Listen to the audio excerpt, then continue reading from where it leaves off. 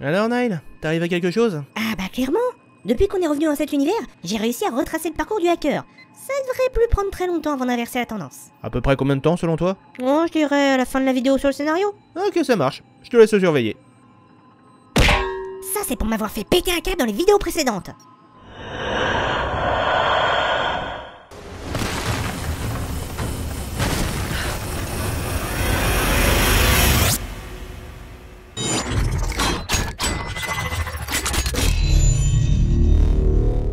Bonsoir à tous et bienvenue à bord de l'Universalis pour cette nouvelle vidéo dédiée au tout dernier épisode, plus ou moins, de la saga de Drakengard, à savoir Nier Automata. Si Automata a pu voir le jour, c'est notamment grâce à Yosuke Saito, producteur de Nier, pour qui la saga possède un gros potentiel.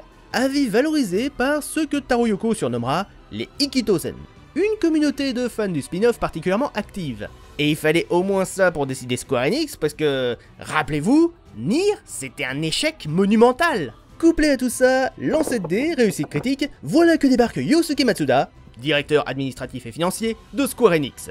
Et lui, quand on lui parle d'une suite à Nier, bah sa réaction c'est plutôt ok, mais vous corrigez les défauts du premier jeu. Doc, ça va?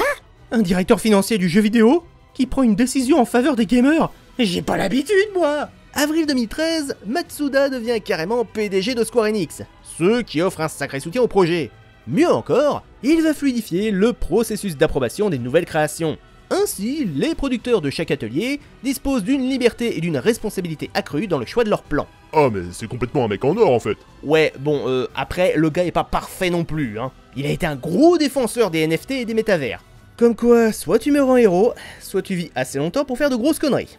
Donc, littéralement, Square Enix a été convaincu de miser un paquet sur une licence qui a fait un four. Ah, moi j'appelle ça une sacrée prouesse. À nouveau, Taro Yoko est convoqué pour réfléchir à ce que pourrait être ce nouvel épisode. Est-ce qu'il serait amené sur console portable ou sur mobile? Est-ce qu'il s'agirait d'une version Nier de Farmville? Je déconne pas, c'était vraiment un des concepts envisagés. On revient de loin. Et là, nouveau coup de dé miraculeux. Parallèlement à cette histoire, nous avons Takahisa Tora, tout jeune développeur chez Platinum Games. Grand fan de Nier, le gars avait élaboré son propre avant-projet de suite, alors qu'il était absolument pas au courant que la saga préparait sa résurrection. Quand Saito en entend parler, il saute sur l'occasion et les deux modèles sont fusionnés. Et c'est une très bonne chose. Square Enix cherche toujours un équivalent adulte à Kingdom Hearts, et Platinum Games possède une fanbase particulièrement importante. Mais en plus de ça, ils sont régulièrement glorifiés pour la qualité de leur soft. Du coup tout le monde devait être ravi. Pas trop. Bah pourquoi ça? Taro Yoko. Il se trouve que le gars était pas fan. Non seulement Platinum Games était situé à Osaka, soit 500 km de chez lui, donc bonjour le trajet, mais en plus, il avait peur que les développeurs oblitèrent ses idées au profit d'un jeu d'action à leur sauce. Et chez Platinum Games, bosser avec Taro Yoko quoi, le mec réputé ultra bizarre et excentrique, qui fait rien comme tout le monde et à qui on devra allouer toute une partie des ressources. Ouais, d'un côté comme de l'autre, je peux piger que personne n'a été zen dès le début. On choisit donc de faire un test, élaborer un premier prototype, non pas celui-là, entre Taro et Platinum, histoire de voir si tout va bien et si tout le monde s'entend. Et c'est un succès. Yoko a compris l'énorme respect des développeurs pour le jeu précédent, tandis que les équipes de Platinum ont réalisé que leur nouveau collaborateur se révèle être quelqu'un de franc et honnête, malgré des dehors peu orthodoxes. En 2014, le projet peut alors véritablement commencer, et le soft est provisoirement nommé Nier Androids. Pour ce qui est du chara-designer de Nier, il ne peut malheureusement pas répondre à l'appel pour raison de santé, ce qui fait que Yoko et Saito vont tenter de récupérer un certain Akihiko Yoshida. Qui c'est? Oh, pas quelqu'un d'important, si ce n'est qu'il a bossé sur Vagrant Story, Bravely Default et pas mal d'épisodes de Final Fantasy. Pas une petite merde donc. Sauf que le gars est très demandé, donc difficile à joindre et à recruter. Mais là encore, énorme coup de bol. Non, sans déconner, quand je vous dis que toutes les étoiles se sont alignées pour favoriser l'arrivée de Nier Automata, c'est vrai. Yoshida était à cette époque un employé du studio Cygames, dirigé par Koichi Watanabe. Or, le Watanabe est un giga fan de Nier, donc il a eu zéro souci à prêter son chara-designer pour le projet Automata. Mieux encore, Yoshida a une énorme fanbase, ce qui fait davantage de hype, et comme si ça ne suffisait pas, son style est assez universel pour plaire autant au public asiatique qu'occidental. Ce qui permet de zapper le problème suivi par son grand frère. Bref, Nier Automata finit par sortir dans nos contrées en mars 2017, soit la même année que Zelda Breath of the Wild, Resident Evil 7, Horizon Zero Dawn, Nioh Destiny 2 ou Gravity Rush 2. Une sacrée brochette de concurrents qui n'empêche pas le soft de rafler la masse de récompenses. Et si je n'ai pas trouvé de chiffres sur les ventes des toutes premières semaines, on sait aujourd'hui que le titre s'est écoulé à environ 8 millions de copies. Et ce, tout support confondu, hein. Car le jeu a été porté sur PC, PS4, Xbox One et Switch. Bien, on en a terminé avec le développement, passons au contexte. A nouveau, nous voici dans l'univers de Nier. Exit les dragons et la magie, nous revenons à la technologie pure. Et si Nier se déroulait en 3000 et des poussières, ici nous allons beaucoup plus loin, jusqu'à atteindre l'an 11942. Ouais, je vous l'avais dit qu'on allait loin. Et au cours de l'histoire, nous allons incarner 3 personnages que sont les androïdes 2B, 9S et A2. Passons maintenant à la technique. Bon, alors si jamais comme moi, vous avez décidé de tester le titre sur PC et que vous l'avez acquis au format dématérialisé, vous avez intérêt à réserver une bonne trentaine de gigas. Ouais, vous êtes prévenus, c'est pas un poids plume. Et aussi, je sens qu'il y a des râleurs qui vont contester, mais faut qu'on en parle, le jeu est pas très bien optimisé. Alors certes, mon PC n'est plus tout jeune, mais il reste quand même assez honorable, hein, il réussissait à faire tourner The Witcher 3 en très bonne qualité, mais malgré ça, Automata a tendance à laguer. On souffre de ralentissement à certains endroits, notamment dans les très grandes zones, et ce, en dépit de la diminution au maximum des graphismes. Parce que oui, j'ai beau avoir une machine capable de supporter les conditions recommandées, pas les conditions minimum, hein, les conditions recommandées, celles nécessaires pour faire tourner le jeu plein pot. Vous sentez la frustration? Vous avez un PC apte à profiter du titre en 1080p 60 fps, mais vous êtes obligé de tout foutre au minimum parce que ça lag! Bon, c'est pas non plus atroce au point que ça vous empêche de jouer, hein, faut pas déconner non plus. Mais c'est présent. Et pour ce que j'en ai entendu, c'est pareil, voire pire sur PS4. C'est même un problème tellement récurrent qu'un modeur a créé le mode FAR, Fix Automata Resolution. À ce que j'ai compris, les cinématiques sont mal compressées, mal encodées, d'où la nécessité de recourir à ce système pour un soft 100% fluide. Alors ok, il est pas très compliqué à trouver et à installer, mais d'une part faut le savoir, et ensuite, vous sortez un jeu qui est pas complètement optimisé, bande de tâches!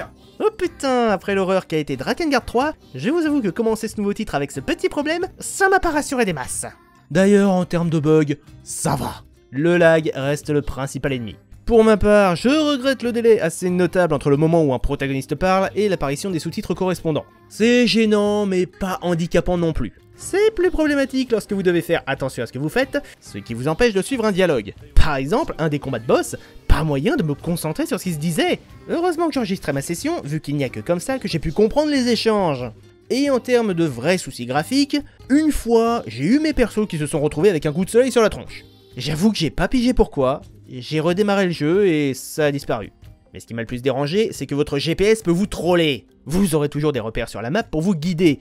Sauf que parfois, ils ne seront pas accessibles. Soit parce que vous n'avez pas débloqué une zone, soit parce que...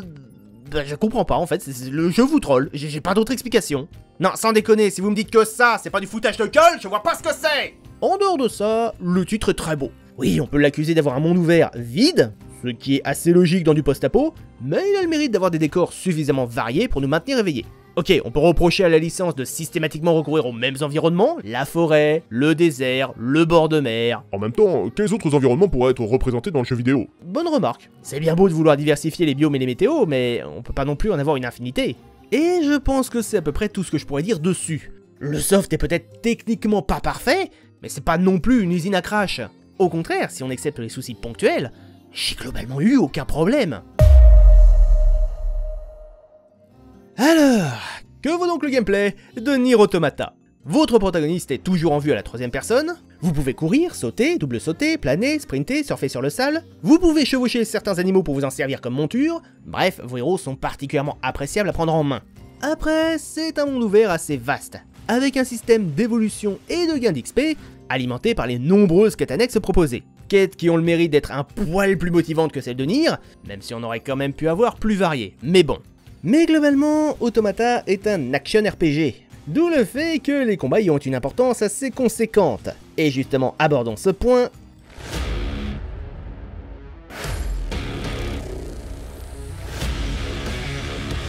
Le système de combat est une pure pépite.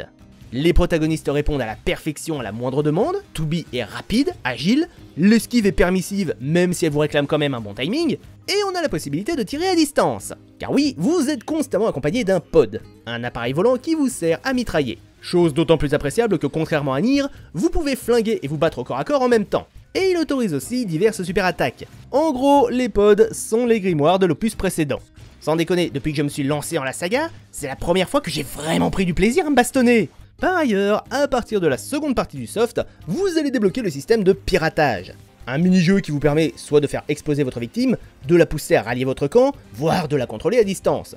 En soi, le mini-jeu est pas mauvais, loin de là même, mais tout comme le combat, vous allez tellement souvent l'utiliser que je regrette qu'il n'y ait pas eu plus de variations. Tout ça est d'autant plus marrant que un des principaux leitmotifs du développement, c'était l'accessibilité. En effet, une des critiques qui est le plus restée en travers de la gorge de Saito, c'était que beaucoup de joueurs n'avaient pas fini Nier parce qu'ils le considéraient trop dur. Sérieux? Non seulement j'ai déjà vu des softs plus complexes que Nier, mais en plus je trouve Automata moins simple que son grand frère. Surtout parce que dans Nier, le côté RPG persistait au-delà du New Game Plus, ce qui faisait que le protagoniste gagnait constamment des niveaux, là où tous ses ennemis demeuraient figés. En gros, plus vous jouiez longtemps, plus vous rouliez sur le titre. Ce qui n'est pas le cas avec Automata. Alors bien sûr, je suis le premier à dire qu'il faut des levels de difficulté adaptés à tous, parce que tout le monde n'a pas les skills ou plus simplement l'envie de s'entraîner pendant des heures, voire des jours pour maîtriser un jeu solo. Maintenant, c'est peut-être que mon avis, mais si des gens n'ont pas réussi à finir Nier parce qu'il était trop dur, ils vont pas non plus terminer Automata. Après, vu à quel point la ludographie de Platinum Games est globalement assez exigeante, on peut comprendre les craintes de Saito pour atteindre le final, et ce malgré un résultat efficace et fluide. Ça n'empêchera pas Saito de forcer l'intégration d'un système auto. En gros, le joueur n'a même pas besoin de se battre, c'est l'ordi qui s'en charge à sa place. Donc ouais, le Saito, il avait vraiment les chocottes sur ce point. Petite anecdote, au début, je croyais que le mode auto était seulement un lock pour la visée, ce qui fait que je continuais à me bastonner malgré son activation. Et j'avais pas du tout l'impression que ça marchait, donc je l'arrêtais juste après en fait. Je n'ai compris que c'était pour jouer à ta place qu'après avoir fini l'enregistrement. Maintenant, y a-t-il de reproches à faire au système? Oui, le premier, c'est que il y a un peu trop de combats. Et à force de constamment se castagner, ça devient assez répétitif, ce que je trouve dommage, vu à quel point le dispositif de bagarre est bien foutu. L'autre souci, personnel je le reconnais, il vient du mode infernal. Lors de la troisième partie du titre, vous avez accès à une sorte de furie. Si elle est très efficace, elle a la contrepartie de vous bouffer la vie façon cancer fulgurant. Et autant je trouve le système très bien équilibré, autant te le débloquer face à un ennemi qui te spam d'attaque à distance avant même que tu aies appris à le maîtriser, c'était pas une très bonne idée. Je pense que c'est un des passages où j'ai enchaîné le plus de game over à la suite. Ce qui est d'autant plus frustrant que c'est un moment du jeu où tu ne peux plus revenir à la vie aussi facilement qu'avant. D'ailleurs, maintenant qu'on en parle...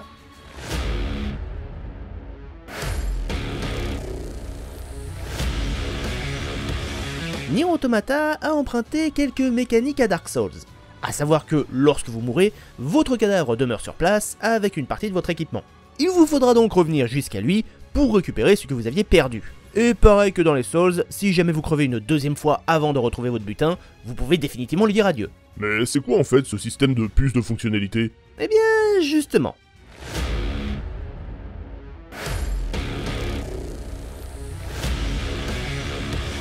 Vous l'aurez compris, Nier Automata joue totalement avec le principe des androïdes. Si vous mourrez, pas grave, votre mémoire est téléchargée dans un nouveau corps d'accueil situé dans le point d'accès le plus proche. En plus du système classique d'équipement, avec les objets de soins, de boost, vos armes et tutti quanti, vous avez une fonction de gestion des puces informatiques. En effet, vous disposez d'une certaine marge pour les placer à votre guise, et en enlever ou conserver certaines peut vous filer des avantages ou non. Un peu comme un joueur PC qui stuff sa machine pour améliorer ses performances. Si certaines sont essentielles et donc ne doivent pas être retirées, bah oui, si vous arrachez la carte mère de votre ordi... maintenant, elle va marcher beaucoup moins bien, forcément. Du coup, vous voulez afficher vos données de santé, des infos sur les ennemis ou une minimap? Il y a des puces qui s'en chargent. Est-ce que vous tenez à implémenter un dispositif de régénération?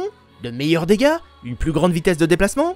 Il y a des puces pour ça. Bref, vos héros sont presque entièrement personnalisables dans leurs compétences. Et vous pouvez même sauvegarder plusieurs types de rangements.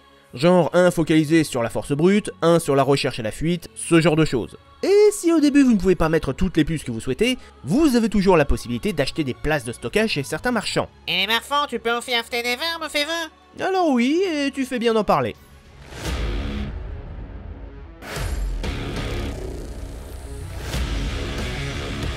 Autant, la décision de Saito de mettre en place un mode automatique Bon, je suis pas convaincu. Néanmoins, je suis ravi qu'il ait choisi pour la première fois depuis Drakengard de faire l'impasse sur la nécessité de récolter toutes les armes du jeu pour accéder à la dernière fin. Merci Saito de nous avoir débarrassé d'un élément chiant et répétitif. Du coup, pour combler, ils ont ajouté autre chose.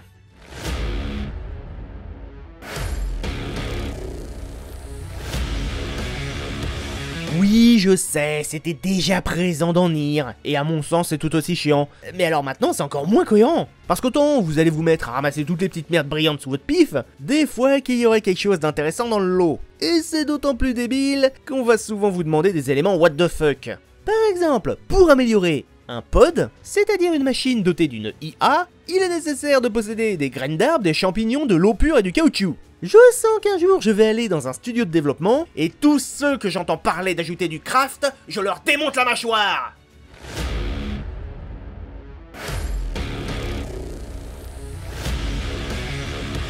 Comme d'habitude dans chaque épisode de la saga, vous ne serez jamais complètement seul. Notamment dans les deux premières parties, où 9S et 2B sont quasi inséparables. Et ok, les persos sont importants au niveau scénaristique. Mais niveau gameplay, je les considère pas particulièrement utiles. Même dans la séquence où vous contrôlez 9S, 2B, qui est censé être l'élément guerrier du couple, vous laisse pas mal vous débrouiller. Après, il est possible de prodiguer une stratégie à adopter à votre binôme. Comme par exemple, rester en retrait, être agressif, attaquer uniquement à distance. Mais en soi, j'ai vraiment pas eu la sensation qu'être en solo ou en duo changeait la donne. Et je trouve ça assez dommage. Et maintenant qu'on aborde les points problématiques...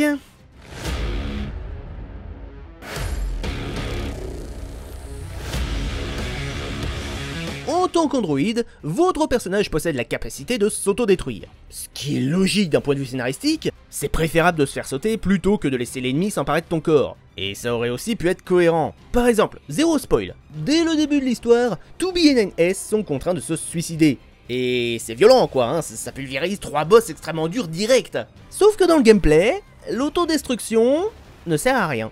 Déjà parce que vos adversaires ont tendance à rip-hop dans les différentes zones, donc même si vous vous débarrassez d'eux, à votre retour ils seront revenus, du coup pas très intéressant. Après votre perso ne meurt pas suite à une autodestruction.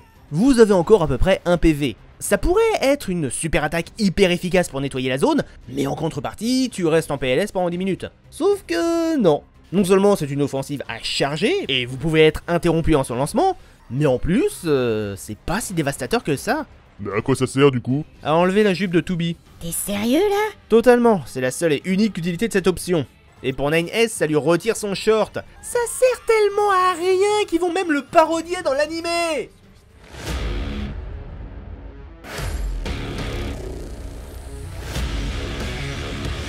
J'ai un problème personnel avec la caméra.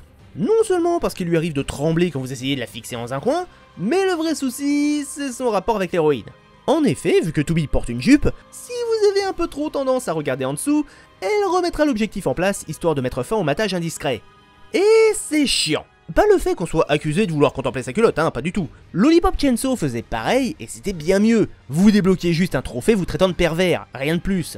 Le problème de Automata, c'est que 2B fait valdinguer la caméra, repositionnant donc votre champ de vision. Sauf que quand vous tentez d'observer un truc qui se déroule en hauteur, vous êtes obligé de lever les yeux pour y voir quelque chose, notamment avec le personnage d'Engels. Du coup, vous allez passer tout le dialogue à essayer de regarder le géant qui vous parle. Si vous teniez à ce point à ce qu'on mate pas sous sa jupe, vous auriez pu lui mettre un pantalon, ou placer la caméra au niveau des épaules, quoi, merde!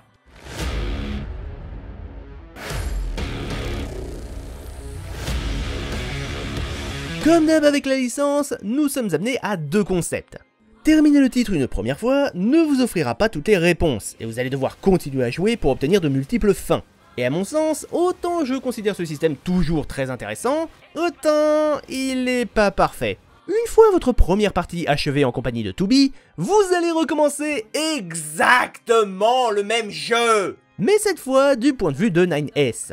Alors certes, ça permet d'avoir des séquences originales, mais 75% de cette nouvelle partie, c'est pareil! Les mêmes missions principales et les mêmes quêtes annexes pour gagner de l'XP, que vous êtes un peu obligé de vous retaper vu que vous repartez du niveau 1.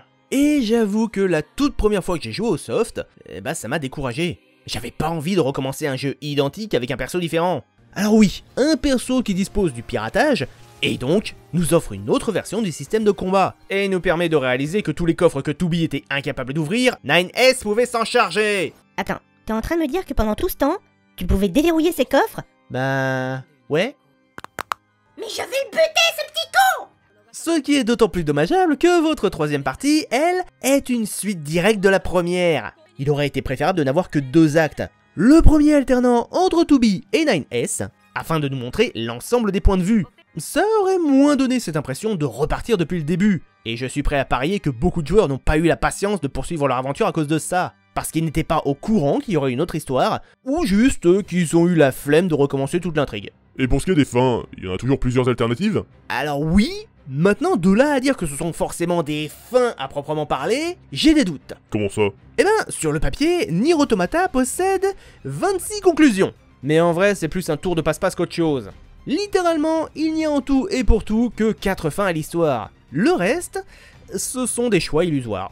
Par exemple, 9S qui décide de rompre les ponts avec les Yora, 2B qui choisit de bouffer un poisson qui les désactive, sauf qu'en réalité, une fois ces fins obtenues, vous êtes renvoyé au menu principal et vous n'avez plus qu'à recharger votre partie comme si de rien n'était. Pour ma part, c'est juste une manière de ne pas mettre de conséquences dans le jeu. Vous hésitez entre tuer une machine ou l'épargner? Ah, pas de bol, fallait pas faire ce choix. Si vous voulez continuer l'histoire, vous êtes obligé de la laisser en vie. Pourquoi? Bah parce qu'on n'a pas prévu d'autre solution que le cheminement principal en fait. Par ailleurs, la dérivation ultime, la fin E, va à nouveau vous amener à des décisions qui effaceront l'intégralité de votre partie et de vos sauvegardes. Et ce système sert en réalité de méthode pour aider aléatoirement un joueur quelque part dans le monde pour survivre au dernier shoot'em up particulièrement corsé.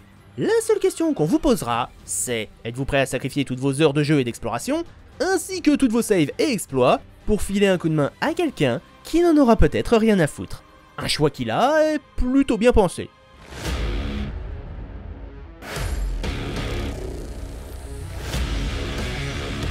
Encore une fois, Taro Yoko n'avait visiblement pas envie de se contenter d'un seul style de jeu. Son truc, c'est justement de briser les frontières et de casser les genres. D'où le fait que vous allez régulièrement avoir des changements d'angle ou de système de gameplay. J'ai déjà parlé des mini-jeux de piratage, mais il y en a bien d'autres. Les shoot'em up en module de vol, les séquences avec une caméra modifiée. Même si, comparé au Nier précédent, on sent que le gars n'a pas ajouté autant de variété qu'il aurait pu. Du moins qu'il aurait voulu. Est-ce qu'il a préféré se restreindre pour ne pas noyer le jeu sous des systèmes trop nombreux?